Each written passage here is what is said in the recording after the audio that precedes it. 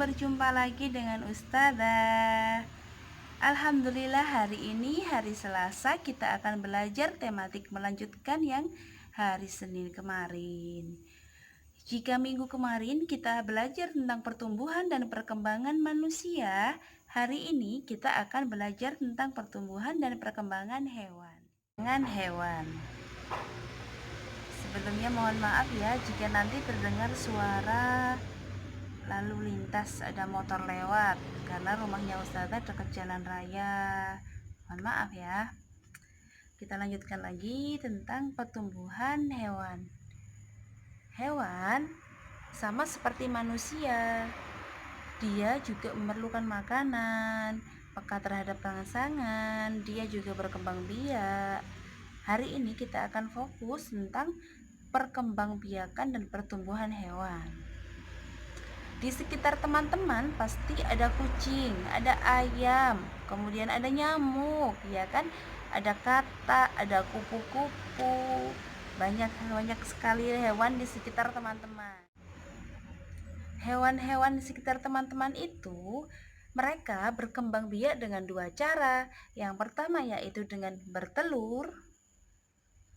Telurnya yang suka kalian makan ya, yang dadar telur mata sapi enak ya.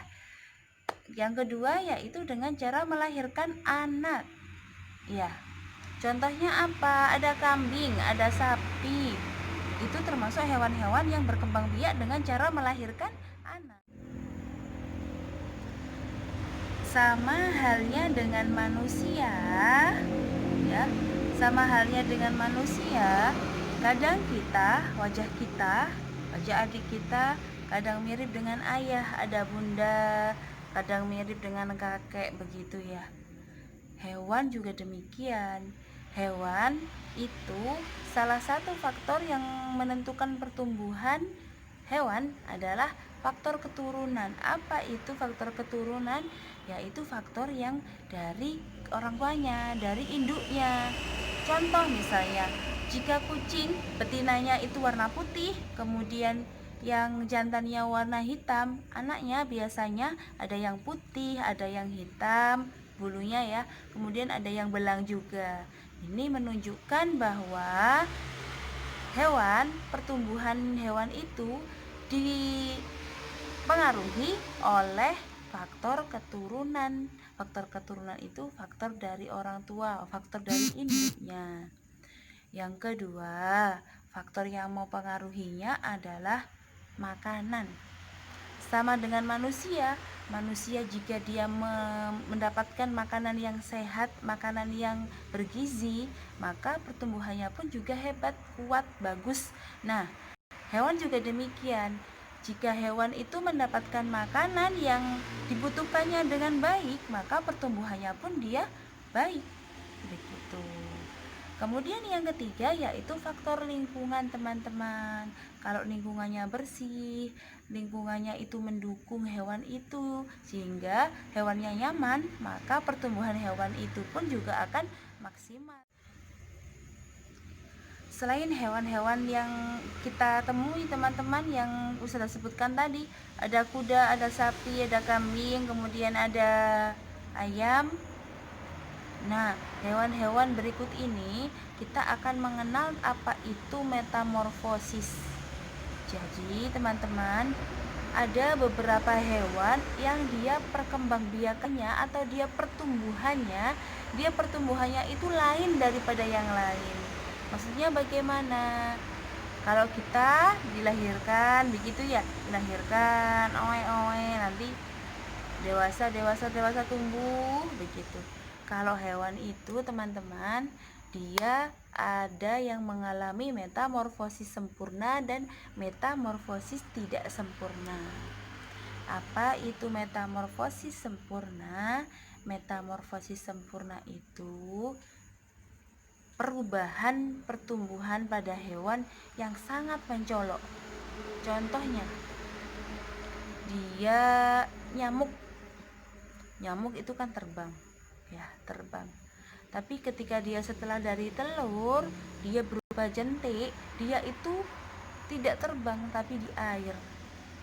perubahan yang mencolok seperti ini itu dikatakan metamorfosis. Dan selain itu, metamorfosis sempurna itu dia biasanya melalui 4 tahapan. Ya.